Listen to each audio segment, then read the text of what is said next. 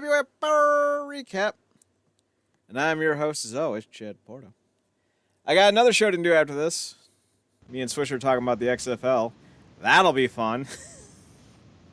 Shout out to Swish. We're going into this like full on analytical with all sorts of stuff. We're spending too much time talking about dumb shit. I'm your host, as always, Chad Porto. You can find me on Twitter at ChadNerdCorp, ChadNerdCorp, and on the Instagram at Chad's Photo Hut. You can also find us at the website at realnerdcorp.com. It's where this show is brought to you by, as well as on the YouTube at youtube.com/nerdcorp, and on, where's it, Real Nerdcorp? It's one of those two. And on Twitch at twitch.tv/Real Nerdcorp. Nope, none of those are right. What am I doing? It's been a day and a half, man. It's been a day and a half. YouTube.com/WrestlingUnderground. That's what it is. And Twitch.tv/WrestlingUnderground. That's what that is. And joining me, as always, is Marcus Green. Marcus, how are you? Good, man. We back at it like a bad habit. You have to forgive my co-host people. The heartbreaking news of WB having to change the name of the latest comic book installment. That Fabulous Emancipation movie is just got Chad all delirious. One would say even a tizzy. That's like, oh god, that's Justice League levels of we done fucked up somehow. And like everyone's like, well, it's gonna make its money back. Well, it might not, because technically whatever the budget is, you add about $20 million to it. I think it's like 15 or 20% of the budget, and that's the cost of merchandising and not merchandising, but marketing. That's the word. That's the M word. So, and it's expected to have a pretty big drop in week 2, and I'm not that surprised because it looks like a gross mess. Like, it's probably a good film. I haven't seen it, but aesthetically, it looks dumb as fuck. It looks like someone's indie fever dream of girl power. Again, might be really good. Gotta see it, though. But it looks bad. Kind of like, Marcus, we've talked about this movie before. Speed Racer, remember that? Mm-hmm. It's not the most well-done script in the history of cinema, but it's a really fun movie. And it's made even funner by how great the special effects and visual presentation is. You know, so... optics mean a lot. Yeah, it's funny. And I mean, we know. I mean, anybody that's listened to us for a while know we are all DC fans here. But I really, this whole thing around this movie really just has me wanting Sonic to have a huge run. Oh God, that movie's coming out Funny. soon. Yeah. Here's hoping, man, because those visual effects artists, they worked triple time to get that movie looking decent. So, here's hoping, folks. Here's hoping. So we're here to talk about the NWA with their powerness. We open up this week's show. Eli Drake is on commentary, and James Storm stalking behind him like some kind of weirdo. As we get our first match, it's the Bouncers versus the Dawsons. Marcus and I watched Ring of Honor this weekend. Granted, 2 days apart, because he gets it on Fridays, I get it on Sunday. Those dicks. But the Bouncers were in action this week. They took on PJ Black and some white dude with no hair, a.k.a. Drew Gulak, Rory Gulak, Tim Thatcher, Aiden English, Cesaro, Hilarious. Eric Stevens, like... Eric Rowan? Goddamn, you guys. Okay. Change up your fucking life. Someone put on a goddamn mask. Put little cat ears on. Do something. Yeah, we need a bell or some color distinction. Yeah, this match just consisted of a whole lot of man meat. Yes, this was a lot of man meat, and none of it was very appealing. Like, this is like someone left the cows out in the pasture too long. Or whatever it was Cowboys said in Mighty Ducks 2, with the cows are staring in the pasture, and everyone just went, all right, yeah, ducks fly together. Fucking weirdo. This is why you don't let people from Texas play hockey. Because they say dumb shit. Bombay didn't say it, but you knew he was thinking it. This was a whatever match. The bouncers, even though they look as aesthetically pleasing as a hemorrhoided asshole, move really well. They look like the visual representation of gangrene in human form, but they know how to work. This was an alright match at best, because the Dawsons are limited. Is that fair? They're not going to be able to work with bigger guys. It's pretty clear. Not a lot of creativity in this match. But it was what it was. I don't even remember who won. I think the Dawsons won. Marcus, did the Dawsons win? Yeah, it was the Dolphins. Like, I think, this match it was what it was. I think Dawson did. And the most entertainment that came out of this was we got Drake on commentary, as he's always delighting, and we got some shenanigans from Storm, before, during, and specifically after the match, which is for me, it makes this, it's the most memorable thing about this whole deal, to kick off the show. Kingston stared angrily during the match. He was quite displeased with the Dawsons because of the whole Pope. Now, you know me. I ride or die with Kingston. But I don't know how I feel about him going up against the Pope. That's some issues I got to work through. Yeah, I mean, there's a lot of potential. I mean, it's a main event match on the mic. Oh yeah. Those two in the ring alone. Like, we talk about empty arena matches. Give me an empty arena promo. Kingston Pope. That's going to be the name of my son. Dibs. Kingston Pope Porto. KPP.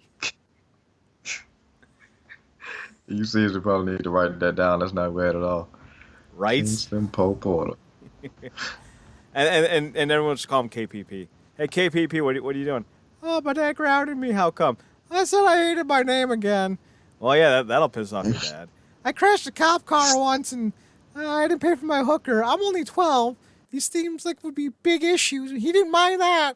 But I once said that I hate my name, and he just lost his shit. It's the only thing that matters to him. So, post-match, all the faces drank out of the Crockett Cup, and Eli Drake was a bit bemused by the whole thing. So, it was what it was. James Storm probably should cut down on the liquor. Just throwing that one out there. He drinks a lot. We then got a promo from Nick Aldis from this past week's Ring of Honor show. So, I'm starting to realize how Ring of Honor does their TV tapings. I'm not sure I like it. They do like their entire taping, so to speak, and they broadcast it via the Ring of Honor Club, I think is what they call it. And then they kind of like divvy up parts, like some of the dark matches get put on the show, and some of the matches make the show, and then a lot of it's just like promos and highlights. I'm like, this isn't as fresh of a content as I expect it to be. Now, that being said, I don't watch these Honor Club shows, so like it's not like I'm seeing things that I've seen before, but that's one of those things I would imagine that you don't want to do too much of. I don't know. I think Ring of Honor could do their show better, but what do I know? Maybe Marty Scurll can fix it. All hail Marty. So Nick talks about the offer, and Marcus, you have any thoughts on that? Yeah, I mean, like you said, I mean, it's just a continuing thing. They're consistent with it. That's well, we know, man. All this is thorough at these things at this point. We kind of know where this has been going. It's just them keeping the intrigue up till we go on to the match. Like you said, when it comes to Ring of Honor, kind of all hail Marty, because that's what the hope is right now. Hail Marty. So then we get Thom Latimer and his silent Barbie doll. they're talking to Joe Galley, and they're all like, "Burp, burp, burp, burp, burp, burp." And then Joe's like, "Hey, Carmella, you want to say anything? You don't? Okay." Burp, burp, burp, burp, burp. So that leads us right into a match. Well, actually, I believe the other half of the promo occurred, which was with Trevor Murdoch. No, Tim Storm. I'm sorry, Tim Storm came out. Trevor Murdoch was with Aaron Sandow, Shooter Sandow, if you will. So we got Tim Storm versus Thom Latimer. You can tell me it's Tom until you're blue in the face, my friend. That spells Thom. Hey, stick out your thumb. I'm so sorry.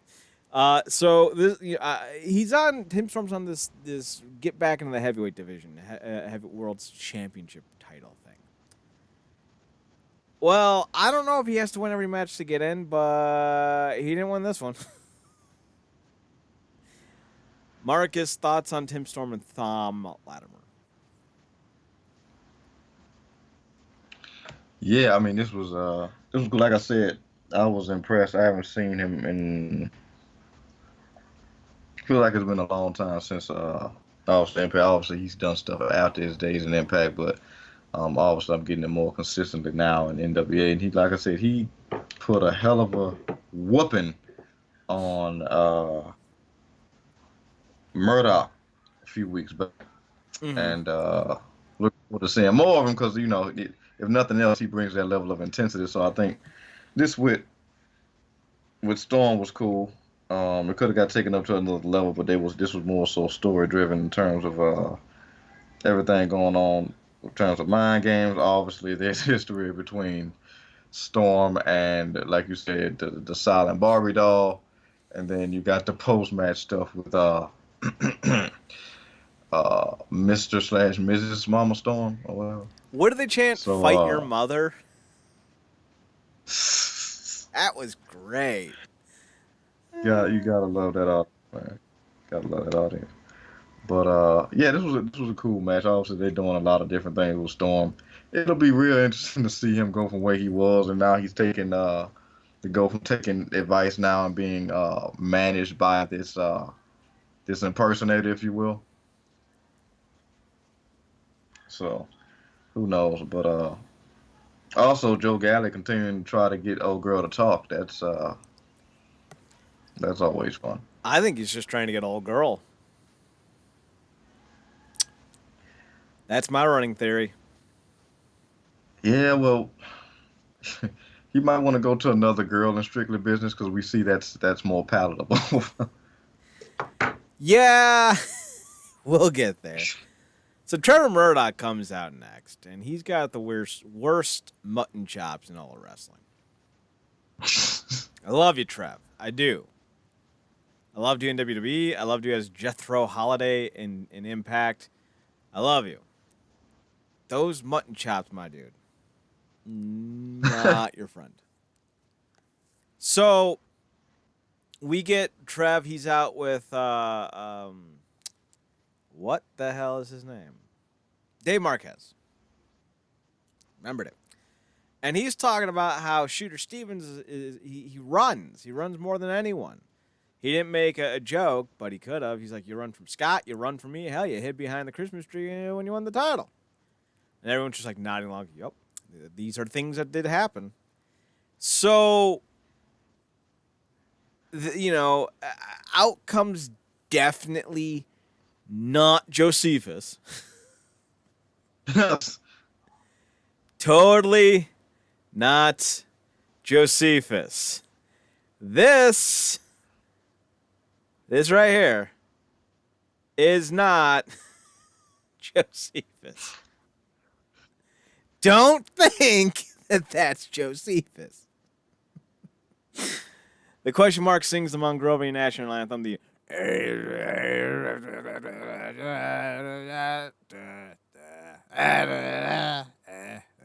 That's actually just the Jurassic Park thing.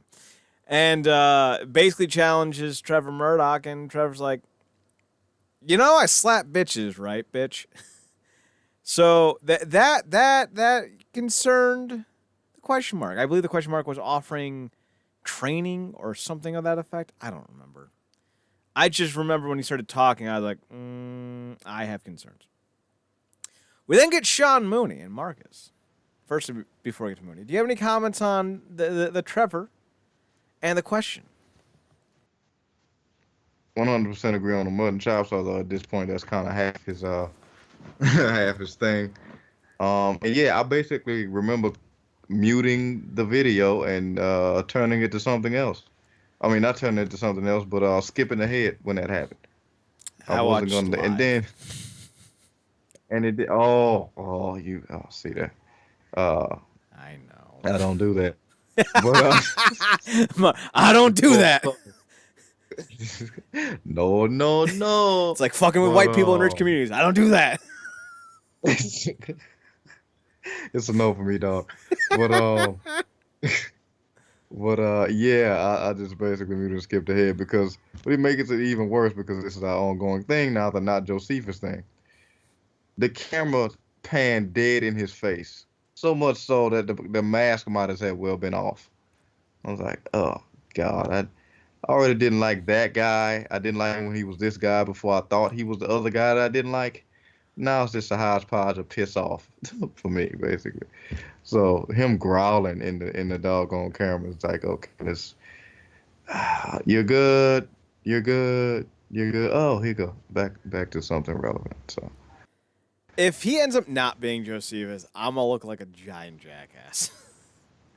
But Josephus grew out his beard and hair, and simultaneously so did the question mark. I'm just saying, these are not things that don't track. I'm just saying. don't give a damn. We still have yet to see them in the same place. Prove me wrong, internet. Prove me wrong. So Sean Mooney's back. He's here to kind of recap and talk about things with the Ring of Honor and the Nick Aldis, and talks about the Circle Squared. And I believe at this point, was this point or was this at the end of the show? When do they talk about the new shows? It's here. I see it now. Okay. So Sean Mooney's here to tell you about the 3 new shows. The Circle Squared, which is apparently going to be their promo show. Powerrr Surge. I think that's like a one-on-one conversation. And then Super Purr. I don't know what Super Purr is going to be, but more shows coming to the NWA YouTube channel. Marcus, are you here for that?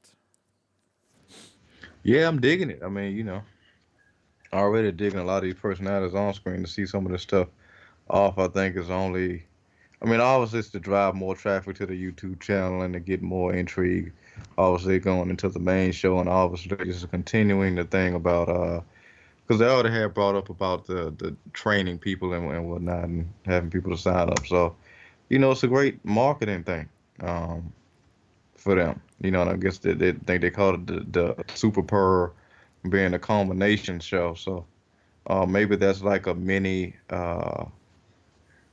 pay-per-view-esque show before an actual pay-per-view. So that could be cool. I guess we'll see how that goes. Then we got the weirdest commercial. I hope to God Nikita Koloff had to pay for airtime. Because this was the least interesting commercial they ever ran, because it's literally Nikita Koloff saying, hey, while wearing a shirt that says, Man Camp. Sure. He starts advertising for church services because he's a born-again Christian minister. That's legit. He really is. Him and Sting are religious brothers in that regard. And he even has a touring Christian community, I guess. So, Koloff for Christ Ministries. That's the thing. That might be worse than the fucking football commercial. Oh man, which we got this week as well. Yeah, I was like, yet another thing I fast forward through because I don't get it. I won't get it. I wish we literally didn't get it every week. But my 12-year-old son wants to get CTE by 14. He's gonna. Ain't no commercial gonna say otherwise. But if you don't get that, there's always lung cancer. Right? Because apparently that commercials are fucked in the head. So Yeah, yeah, but the Nikita Koloff thing, it was like I was a heel, and now I found God. Babyface. That's basically what that was. I used to be a bigot without Christ. Now I get to be a bigot and justify it with Christ. Ha! I don't think that's not a thing, people. By the way. It's definitely a thing. Now, you can be religious, you can be non religious. I don't mind. Just don't be a douche. And now, to be fair, I'm not saying this specifically about Nikita. I'm just making fun of Nikita. But, like, don't be a douche because of religion, right? Like, don't be a douche in general. And I should know because I'm not just a member, but also the fan club member of Hair Club for Douches. Damn it, Douche Club for Men. Damn it, that's what I was thinking of. I'm not just the president. I'm the founder of Douche Club for Men. Speaking of Douche Club for Men, Ricky Starks is in the ring. He's our Nice. he's our CFO. He's the defending TV champion. He's got Matt Cross. And Matt Cross only has 6 minutes and 5 seconds to defeat Ricky Starks. Can he? And it goes to a time limit draw. I don't mind this, actually, because it protects some guys, and a draw legitimately does happen in combat sports. So I'm fine with this. Matt Cross doesn't have to eat a loss. Ricky Starks doesn't have to look bad in a victory. And it still credits to Ricky Starks having a successful defense because he was able to stay off Cross's advances. Excuse me. Throughout the entire match. So, like, it works. This is some well-done booking. Yeah, man, right there with everything you said, and also it doesn't make this whole Lucky Seven thing a foregone conclusion. Like, oh, it's gonna come out. Of course, we got a time limit for the matches, but Stark's gonna get the win. No, that's not how it's always gonna go. Hell, you might have him about to lose one week and time runs out. Yeah. So And you that's... get No, go on. I'm sorry. yeah, just you can narrow escape with the victory, so it keeps things interesting for both the champion and the challenger. So And now, with the Lucky Seven, just to refresh everyone's memory, if you draw, you still technically, quote-unquote, win in Lucky Seven. Because it's about retaining your title, not about how you do it. Although I don't know if getting yeah, disqualified will count towards a Lucky Seven achievement. So now Ricky Starks has pinned Ziggy Dice and outlasted Matt Cross, which means there are still 5 more people he needs to defeat before he gets a shot at Nick Aldis. Do you think Ricky Starks will actually get to cash in on Nick Aldis and or Marty Scurll? I do. I feel like it. Although I do wonder now that because they threw a wrinkle in after freaking what the hell did I get this shirt from this week, Ziggy? Um, I know where he got it from. I want Cocaine. where Cocaine Inc. He took some cocaine and got the shirt. Where? Cocaine. But I wonder if they go do a thing because I would imagine one of the other things I would imagine that's kind of a thing, but that's not actually been said is the whole Lucky Seven thing. We're not gonna see repeat people in the Lucky Seven. So this whole Ziggy like, oh, you couldn't get it done. I guess I can get another shot. Like, nope, nope, you already had your shot. Piss off, you bastard, piss off. Um, But who knows? Because there could be a thing where he wiggles his way back in there and cheats some kind of way. It's also gonna be interesting because, well, not really with the NWA. They're not gonna do that because if they do a review of the tape, they would have did the same thing for Storm. So yeah, Mm-hmm. that's not gonna happen. So he can completely get to the finish line and get completely screwed out of his title. Um, but that's interesting because then wouldn't that be like a restart for the champion? I don't know. That would be something that I think they would have to look at storyline wise. Because I Yeah. don't exactly know what happens once he cashes in the opportunity. Like there's still a lot No, of I'm talking about like Yeah. Yeah, I mean, like, what if the seventh guy beats him? Obviously, then the lucky seventh thing restarts for the new champion. Yes, yes, yes, yes. If there's a title change, it starts all back over. Gotcha. So So, I don't know. Maybe you can book yourself in a 7-man battle royal and win it in 6.5 minutes. yeah, 6 minutes and 5 seconds. That would count. yeah, yeah, but it's interesting because it feels like it will maybe something be building between it, it would eventually build to Starks and Aldis because Aldis has been basically pegging him as his guy since Paul started. So to finally get Since what that started? and see if the kid since Paul started, he's been calling him, What's Power? people's been Isn't yeah that since that show you Power watch on started. Showtime? Are you It's referring to Purr? Because I don't know what this Power hilarious. is.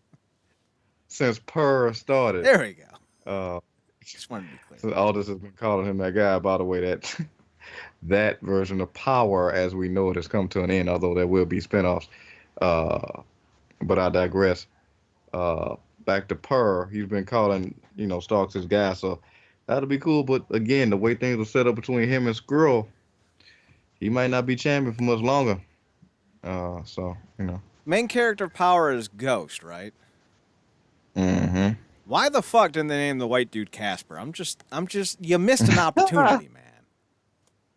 Like, goddamn. I'm just saying. So Ziggy Dice is all like, I'm gonna beat you, and the look on David Marcus's face says it all. No, you're not. I like Ziggy Dice. He's a character. He's not the most flashiest of wrestlers, but he does enough as a character to stand out, and that's what matters in today's wrestling. Then we get Marty Bell, and I don't remember what she said, but I love halter tops. Wait, was there something? So she was talking You're to like, the what's that? you're like, literally, did she say anything? I just saw her blinking. I saw her kind of gestating and moving back and forth, and she got a little hyper at one point, maybe a little jiggle. What? So she was talking to the crazy bald backstage dude. He's all like, yeah, and she's all like, you can't talk shit about Melina. Melina's my bud. I'm here because of Melina. Melina. And then Allison Kay, a.k.a. every racist's best friend. She skunk. The she skunk. Wasn't that a Matt Hardy thing? No, that was Rosemary. No, that was Rosemary. Yeah. The she skunk comes out and she's like, you're getting played for a fool. Just like I did with Havoc, where I let her get her away with saying racist shit, and then I double down hard a few years later because the person who said it, I don't like. Am I still a little bit bitter about Allison Kay being a bitter little bitch? A little bit. I hate phony people. I hate people who only say and do things when it fits the narrative. Like, you either got to bring that kind of aggression all the time, friend or foe, or you need to shut the fuck up. I hate fake people. I genuinely do.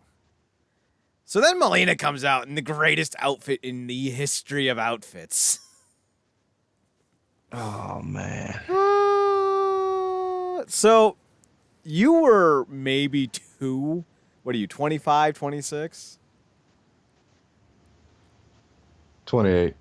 Jesus Christ. When did that happen? So you were probably 2 years old then. I remember in 92, Mad Magazine came out with a cover feature on Batman Returns, and Catwoman was the character on the cover, and the little mad dude was pulling apart her leather, because you know how she had the stitch together the leather? Well, he was pulling the leather, the stitches out of the leather, and it was falling off of her. This is literally what that looked like. So, 6-year-old me, who was hoping for a little piece of the, little extra on the magazine, there wasn't. Finally gets paid off with this stunning attire. Melina, you're 40, going on me. Oh, we should tweet that. But No, we in this should not, because I would be dragged. I'm screaming behind, let him go! Let If him know it's he looks like he's in the urban community. wait, what? No, I'm running behind the mile screaming, let him go. I know he looks white, but he's in the urban community. This is how he cried. I won't stand for it. I'm urban adjacent. Oh my God.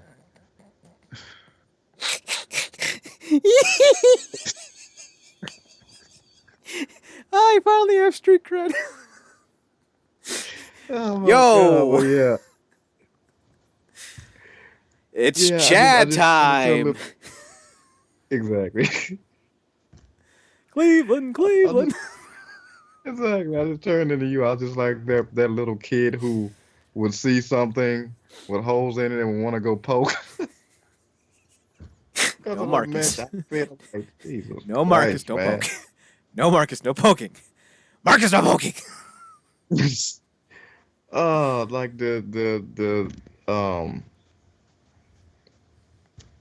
I forget. I don't even know You what color completely reference I'm lost the looking for train of about thought. the milk honey type of skin, the long dark hair, the leather. Bet she smelled great. And Tracy Steels was there too. I like her too. But Melina, you yeah, are rocking it at 40. Don't ever change. You are truly timeless. yo man, between this and that Beetlejuice outfit, Right? Jesus. She is letting the girls come out and play. I applaud her for that. But here's the thing, like with more modern advances in health and diet and nutrition and workouts, we're no longer at the same place where we were 30 years ago. When you were hitting 38 in 1988, you were way past your prime. Now we got yeah, people in their early 50s who look like they look better than they did in their late 20s. I mean, granted, some of it's astronomical in Ken Shamrock's case, find the needle. But the fact is we know how to rest, we know how to recover, we know how to heal, and it's not just with the men. I looked at Medusa when she came back, and she looked fit as fuck, and she was in her mid-50s or early 50s. And Melina, she's still killing it. So yeah, man. kudos. I mean, we talked about it, man. I mean, Dustin Rhodes Yeah, got himself back in for Thomas Shakos. We know he's had a lot of battles, so it was several fold. While health is wealth for somebody who's gone through the battles that he has. But look at somebody like All Truth who's 48. Um, just a lot of other people. I mean, even though he seems to be the enemy of all things wrestling, Vince is in fair amount of shape for his age, I and want you to several other guys. I want you to do me a favor right now, and understand that this is like mostly Botox, but go look at William Shatner and tell me how old you think he is.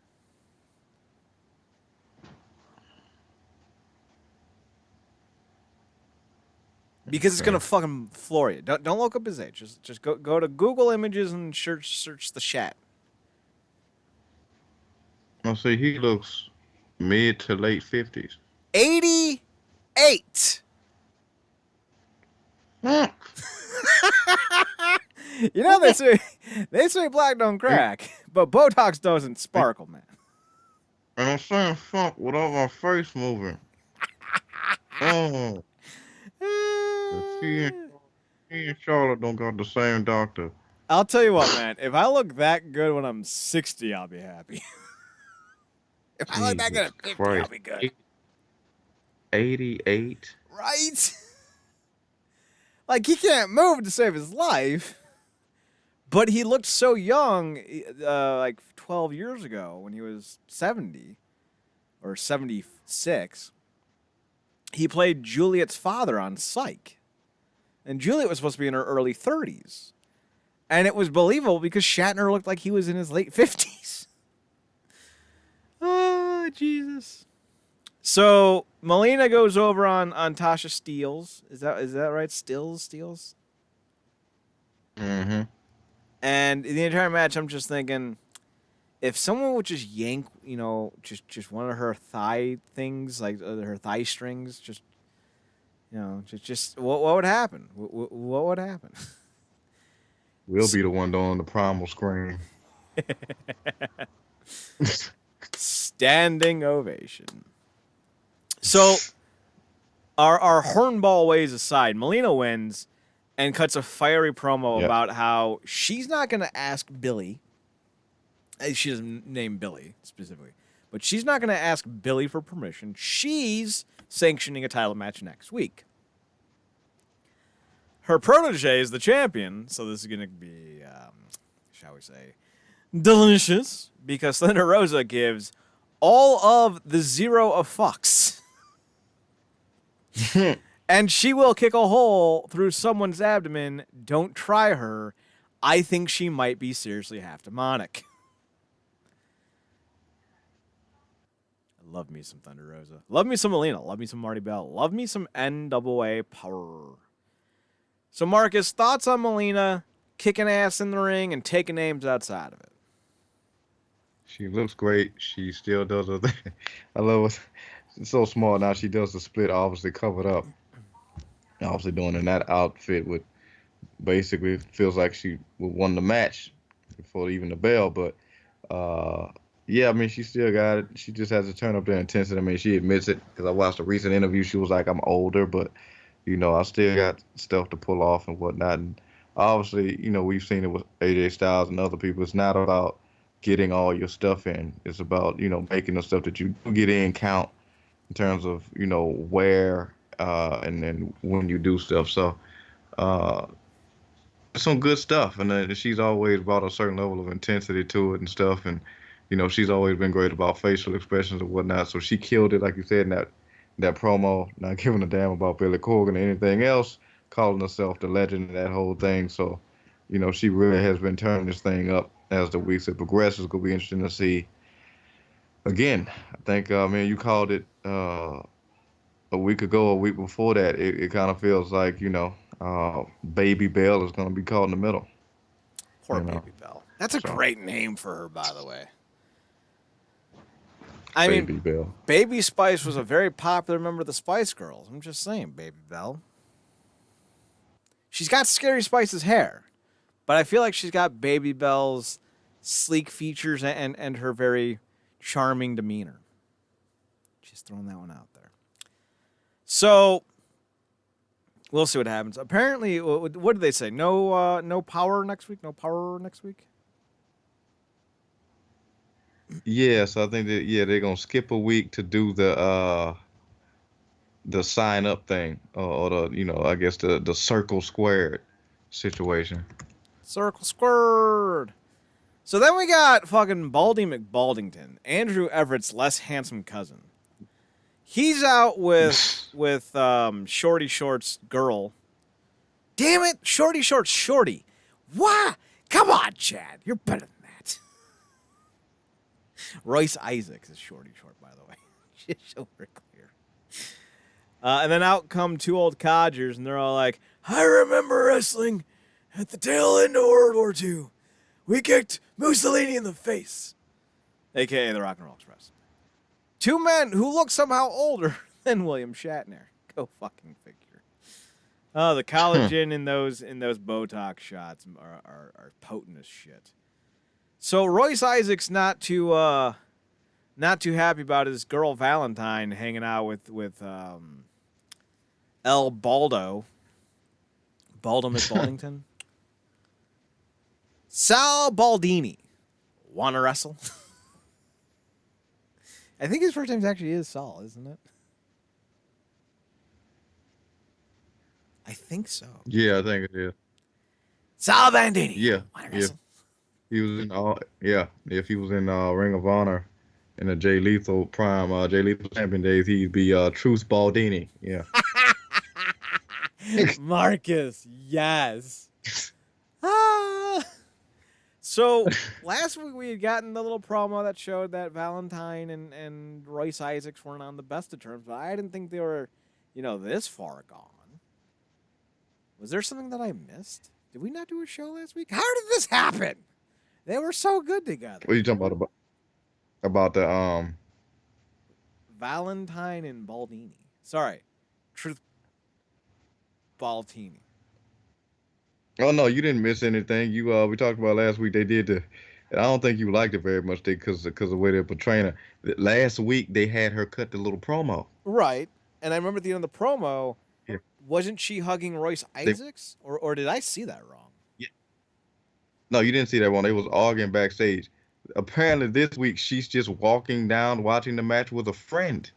So she's a naive hussy.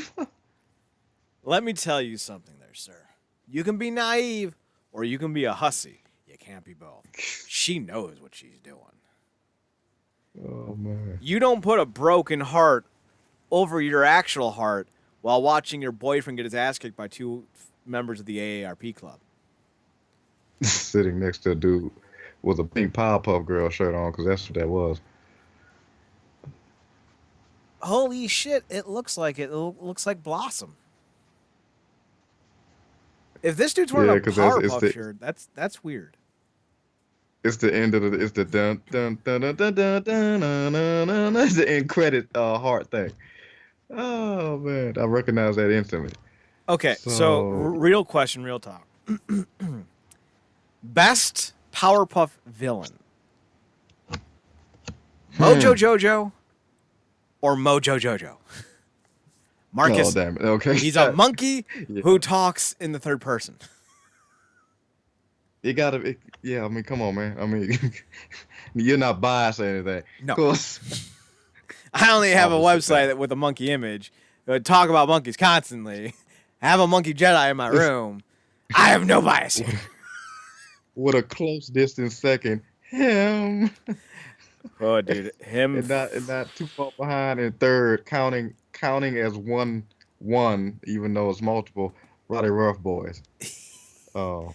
Weren't they like lizards? No, they were the opposite. They were just boy versions of the girls. Oh, Remember? that's right. Okay, I was thinking of the Lizard Gang or whatever they were called for some reason. Oh yeah. Boys. And all the way down the list we have the Amoeba Boys. I just love that they wore bowler caps. No, not bowler caps. Duster hats. Yeah. Like 1930s Italian criminals, eh? Yes. So Valentine is so taken aback by how little hair Sal actually has, despite how long it is. You can tell on her face right here if you're watching on YouTube, which is the only way to listen to this podcast. I don't know why I had to specify that. If I remember correctly, the heels one. No, Rock and Roll Express won. No, who won? You tell me. No, it was the Heels. It was the Heels because she came out and she left Sal Bandini. Powerpuff Girl. Yeah, well, Baldini, and she went to no, Baldini's the one in the ring. Well, they're both balls. Is Isaac Bald? Okay. Oh, Baldini won and Baldini too. So Baldini won. Well, we got Sal Baldini in the ring, and then in the audience, we got Truth Baltini. No, flip that. Because the guy in the audience, his first name is Sal, so he's got to be Sal Baldini. And then Royce Isaac is Truth Baltini. Boom. Figured it out. Got it. So Truth Baltini got the pin with the rope for the leg assist. And then she ran from Baldini and went back home, if you will, for the celebration. Although I wonder if she even would have left the audience had they lost. So, yeah, it's one of those things. There's a great look of Sal Baldini looking out in the audience like, what? And I think there's a referee behind him, or maybe just him doing a referee shirt. Either way, peak. I'm actually looking at the clip of that. It's 3 dudes in referee shirts right now. That's fantastic. Then we got Marty getting advertised and hyping up their confrontation. And next Tuesday they're gonna reveal the location and dates of the big Crockett Cup match. Yeah. And then, next week we're not Or they're not going to have a show because, I don't know. I will still have a show. Because I don't know how to take a day off. I want to. I'd like to know what that feels like. But we're going to be here one way or another. They used a Pantera song this week. All right. Marcus, overall thoughts on NWA Powerrr? Yeah, I give this one about what I say. We out of 5, I give it a 3.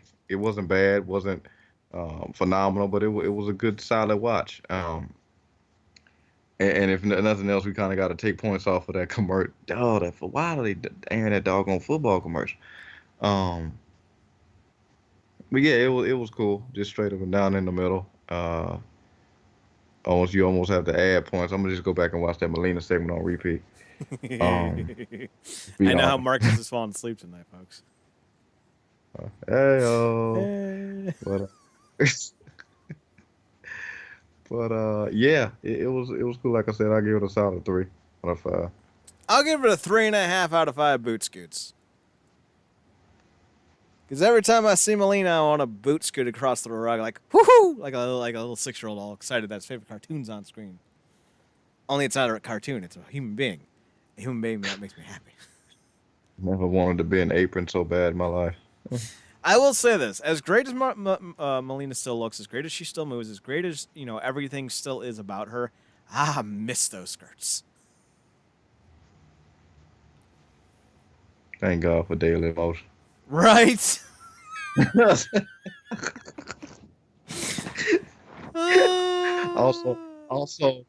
Also for when I just want to catch specific matches from New Japan events. Not a bad way to go. Daily Motion is here for your streaming needs. So we got a little newsies to talk about, first and foremost, and I'm going to expand on this as a separate thought tomorrow in a column for RealNerdCorp.com. Matt Hardy came out on Raw looking jacked to the gills, wearing old Matt Hardy gear, defending his former best friend Edge, Adam Copeland, against Randall Keith Orton. He got an RKO, and he's all like, oh no, is destroyed. And then he got concertoed, and then he was all like, So, despite what certain Twitter accounts will tell you, Matt Hardy's not going to be a free agent, quote unquote, any day now. His contract expires March 1st. It's been March 1st for 4 years, 3 years. I forget when he exactly returned to WWE. This is not surprising. This is not shocking. This is not unexpected. I don't know why people are acting like it is. Matt's been poorly used. His entire WWE run has been, shall we say, pathetic. His entire broken, woken Claritin gimmick just fucking fell apart. I only say Claritin because it's on as a commercial right now, so like Inception, one of those is right. So it's not surprising that he's leaving.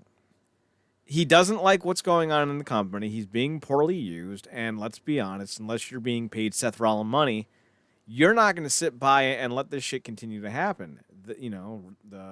I want to call them the Revolution. I don't know why. The throwbacks, nope. That's Dash Wilder and Scott Dawson, who are being the revival. Thank you. Who are being harassed by WWE fans on a daily because one of them had to leave social media because of it.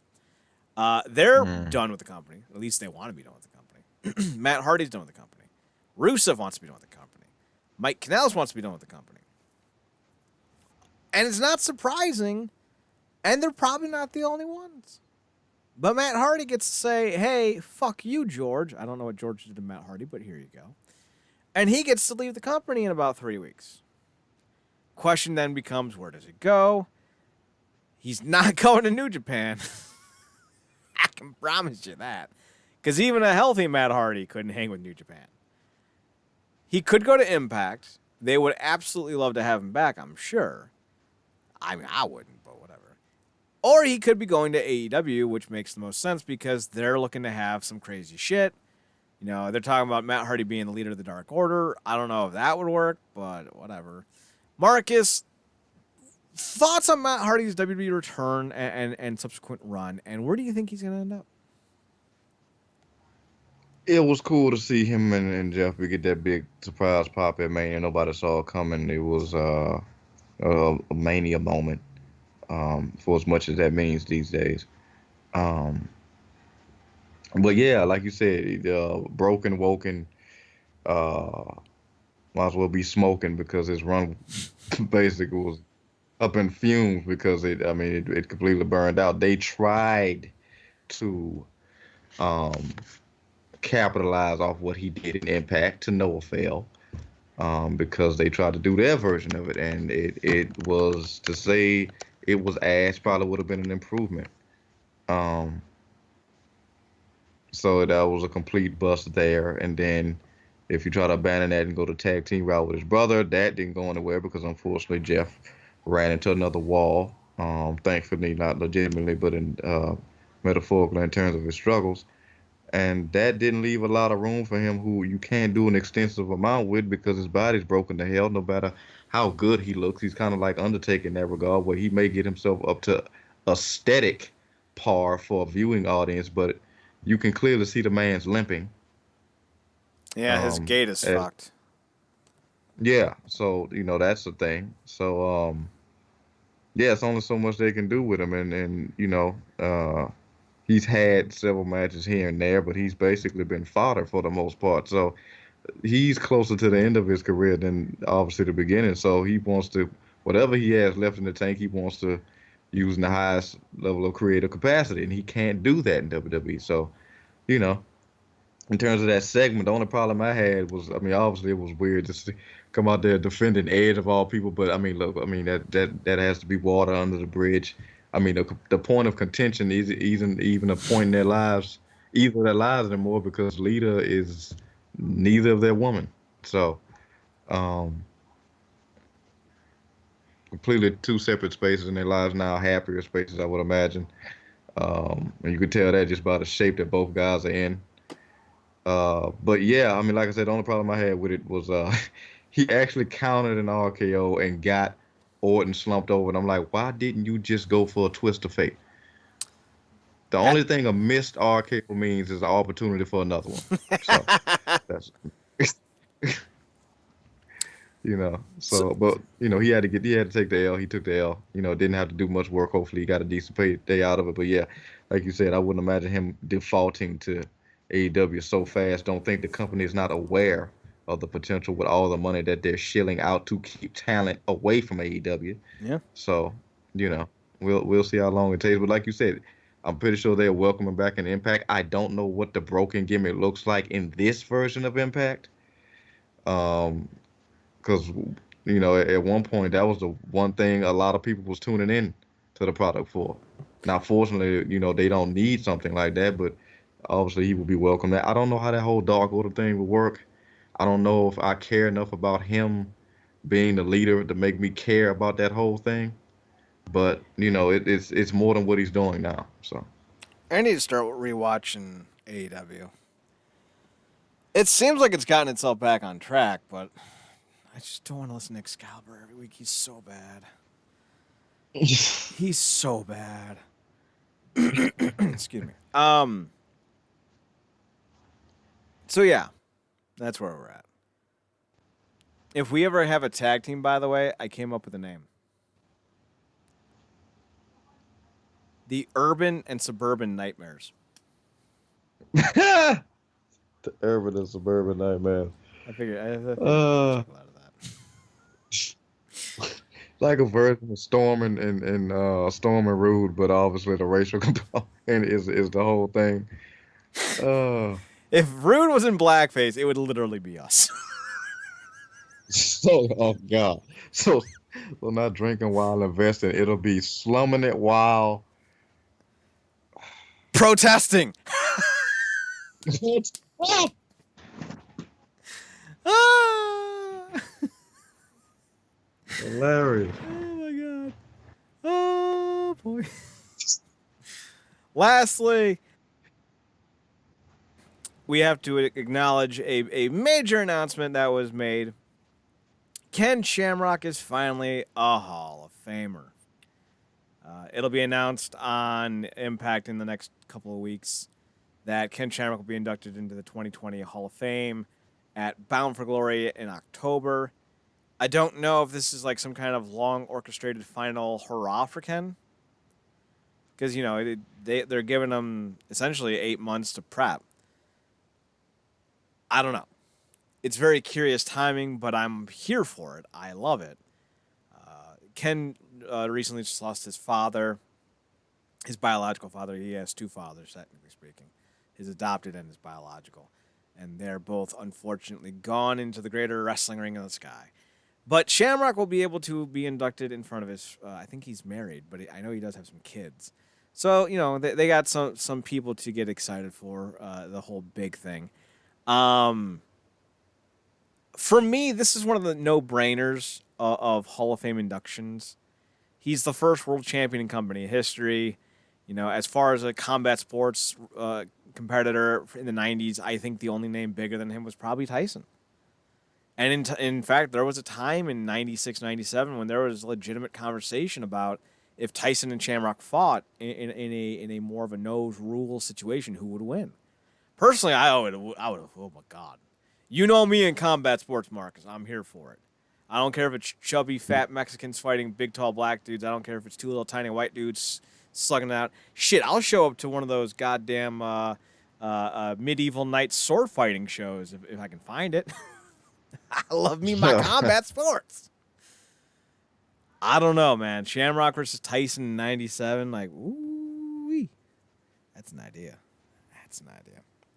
Shamrock, though, going into the Hall of Fame, I think it's more than worthy. I think when you look at the original TNA, it was Jerry Lynn, Jeff Jarrett, AJ Styles, Ken Shamrock. Those were your four names. Those were the four guys that held the company together for the first 3 or 4 months. So I think it's absolutely past due, and Jerry Lynn should honestly be on the short list to come back to do a Hall of Fame spot next because he deserves it as well. Marcus, we talked off the air about it, but what's your thoughts on Shamrock? Yeah, absolutely. Like I said again, before we even got kicked off on the air, just another name that adds credibility to their Hall of Fame. They have continued to impress me with the names that they've thrown in the Hall of Fame, even under regimes that were not necessarily the best. They've they really have done well with these picks. These are really no-brainer picks. They've yet to have a questionable one, and I don't see that happen. They look like they put a lot of time and thought into it. And like you said, this is overdue, much well deserved. Shamrock is an absolute legend. And my only thing is, and this obviously comes with, looking at people like Gail, Kim, and others, I just hope everybody takes this legitimately like they would take getting a Hall of Fame elsewhere, if you will. Mm-hmm. Because to me, it's just as legit as that one. And then, like I said, more so because, like I said, these are no-brainer names. Everybody, you list off in there has had a significant influence or run or just a profound piece in the wrestling annals, if you will. So, yeah, I hope he looks at it as much of a special thing, as it is, both to the fans and probably, to the company. So, it's great for Shamrock. Sucks to hear about his dad. But life, you don't get to run from it. So, this is great. Like, he's done some really good stuff since being back, and like I said, this is just great stuff for the company. I don't know who could contest, putting Ken Shamrock in any Hall of Fame. So, the only name that I think, because they didn't do one last year, and I don't know why, they did Abyss the year before. One of the only other names I can think of that absolutely positively deserves to be in their Hall of Fame is Scott Steiner, who's available. I obviously like Daniels and Styles and Loki. Jerry Lynn's a producer for AEW. They all deserve to be in too. But, Steiner deserves to be in too. So I'm wondering when he's going to get his call. It would be great to get Styles in, truthfully. Yeah, it would be really funny if they because like I said, and even if people don't look at somebody like Abyss as he really was never that big, but he meant something big to that company. Mm-hmm. So also acknowledge people that have, and I mean, name somebody that was more loyal than Abyss. Maybe Jeremy Borash. Like he was there through everything. Um, so I mean, and don't even mention what he put his body through for that company. So, but yeah, like you said, Jerry Lynn seems like a no-brainer. Styles, obviously. Maybe they want to wait though till he perhaps retires. I don't know. Um, but it would be funny if they put Christian in theirs before WWE does it. That's gonna be something I'm gonna do for the site eventually because I just figured out how to do a slideshow kind of thing with the site, like you see on other websites. Nice. It Yeah. fucking took me 3 hours. I finally, fuck yeah, I did it. That's gonna be one of the things that I want to do is like looking at the next logical names who can go in who are available to go in. Like Christian can go in. I don't think he has an active deal with the company. I think if anything, he has a Legends deal. So like he could show up and be inducted if he truly wanted to be. But there's a part of me that wonders if Christian would even want to be. Like he Yeah. wasn't too fond of his time in TNA in hindsight, and when he had to go back in 2012 to do that trade with Ric Flair, essentially, he did not want to go.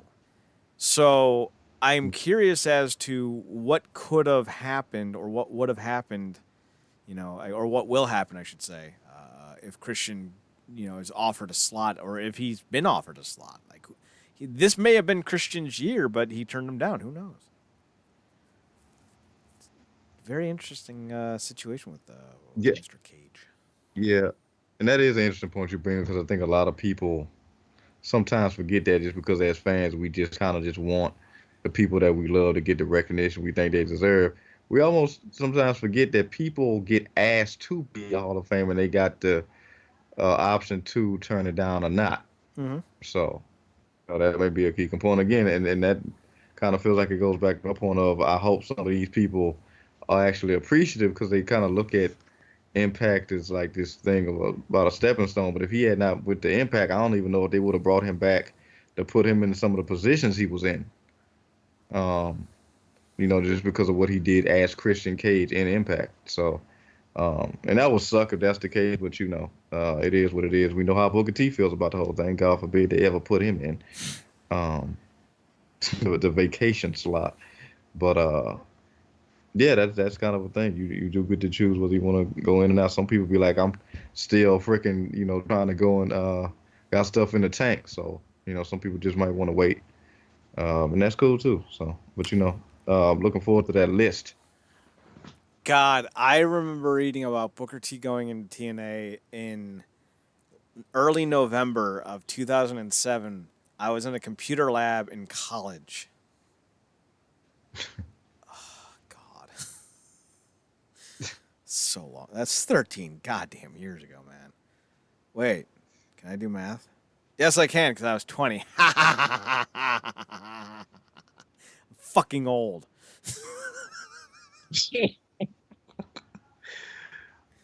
Like, I was thinking about it, like, holy shit, I'm fucking old. You ain't too young either there, young man.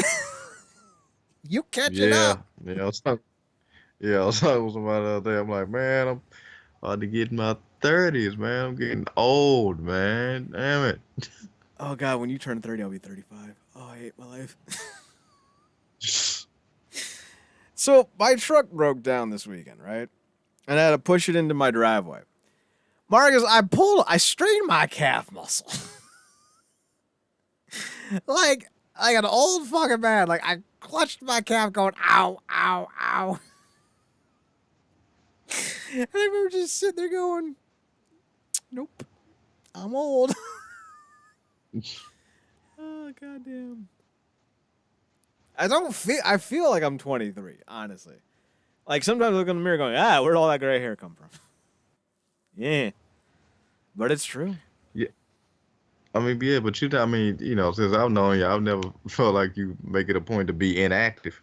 That's true. You do a lot of stuff on the computer and whatnot, but it's not like you never go outside or run errands or this, that, and the third. Or if it gets too bad, you know how to exercise or take a freaking walk. So I think as we get older, we really need to, take into account what stretching, how that really benefits us, as well as the benefits of however much intake of water we need.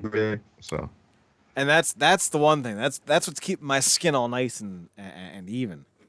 I drink a shitload of water. I got this old high school water bottle with my old school's logo. We were the Normandy Invaders because we were named after World War II apparently. And we got this little tiny invader dude who's like in like French middle age armor, and he's on the other side of my orange water bottle. And I have like 2 water bottles like a day, and it's how many fluid ounces? 34 ounces. So I get about 68 water ounces a day. So, you know, I keep nice. myself hydrated. So, any other things catch your mind, catch your attention? No, that's what I think we talked about that whole thing about the potential for I guess WWE give rights back about the pay-per-views because of the network thing. So that'll be interesting seeing what that happens with that. Yeah, so to clarify, because Cody's trying to get certain pay-per-view naming rights, but what Marcus is talking about is selling back, I shouldn't say selling, but coming to a deal to distribute pay-per-views through third-party outlets like ESPN Plus or like BR Live. So, do you have the WB network?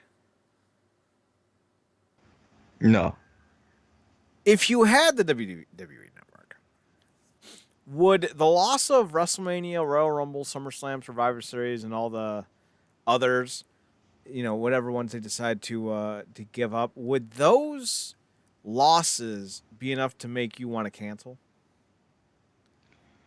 I don't know. Maybe not because they do have a surge of original content with the specials, and I mean they always do great with those docu series and stuff like that. Plus, like the old stuff that's on there, which is a selling point specifically for fans like me who don't remember a lot of that stuff, specifically the episodes in the earlier '90s and whatnot. So, but it will make me think about canceling because that's half the point. Because when I was reading about it, I'm like, wow, you know, with numbers dropping back and forth and whatnot, despite profits, wherever, you know, they see a surge in that, they can't go back to where they was and be like, well, we can go back to the old model of charging damn near what $60, $70 for these shows. Yeah. So you can't, you absolutely can't do that specifically in a piss poor creative time that the main roster is in right now. So I mean, they got to do something, and if they can maybe get, I guess, TV uh contract type of money for these shows, that'll be a great intake. But you know, again, I think that speaks to the level of bar that they raised for themselves that they didn't even meet. They even have to kind of, I guess, gut the network in a way like this. Because, like you said, they had what like a by now they expect to be what past 2 million, and they're not even at 2 million. So I think they're at like 1-3. I think the thing that really kind of bemuses me about all this is that the WWE Network was this huge thing that every wrestling fan's like, yeah, it's gonna be they're gonna put all these things on it and it's gonna be so good. They're gonna lose WrestleMania, they're gonna lose SummerSlam, they're gonna lose Royal Rumble, and what are you gonna replace them with? You know, Progress. All the talent that was cool about Progress is in NXT UK. What, you gonna bring in WXW? The only 2 fuckers that anyone cared about from there was Tim Thatcher and Big Boy Walter. Now they're in NXT. So what the fuck's the point of putting these on your goddamn streaming service when all the names that we would want to see are no longer there? It's almost like we all forewarned what would happen with the UK scene if the WWE moved in. And it's exactly what happened. They snuffed out the UK indie scene. Good job, Brit Rez. May you forever rest in peace. Because after this fucking debacle, like, y'all don't deserve to have a fucking community anymore. I'm just throwing that one out there. So, Ken Shamrock, Impact Wrestling Hall of Fame. We'll see what happens with the pay-per-view match. And whatever hellacious sounds that is. It sounds like a robot. Marcus, are you a robot? Am I just finding this out? Are you Alpha 5? Also, Brandon knows I'm on a pop-up. Sorry about that. But Gotta get that ad blocker. Gotta put that green. Gotta put it back on green. But yeah, Ken Shamrock Hall of Fame. That's phenomenal. It is, and I can't wait to see what comes out of this. So there's nothing else on the wire that I saw. You and I, will be back on Thursday. If Zach is up for it, I think we should do the next 2 chapters of The Boys because he's not getting out of 2 weeks straight. He'll need to actually be dead to miss this week. I mean, if he is still somehow plagued by the plague, all right, fine, we'll still do it, but, it is, So we'll figure it out what to do when we get there. So let's plan on doing 2 more chapters from The Boys. It's really been a good series, so I'm excited about that. We'll update Harley Quinn and the fabulous Freebirds or Birds of Phantasm. I don't fucking care. And anything else that pops up in the world of ComicCorp. That'll be Thursday, 9 p.m. right here on twitch.tv/Comic and GameCorp. That's once again twitch.tv/Comic and GameCorp. 9 p.m. Thursday night Eastern Standard Time. Doing it. Zachary and I might be on tomorrow, depending on if the plague hasn't claimed him yet. The bubonic plague is a serious thing.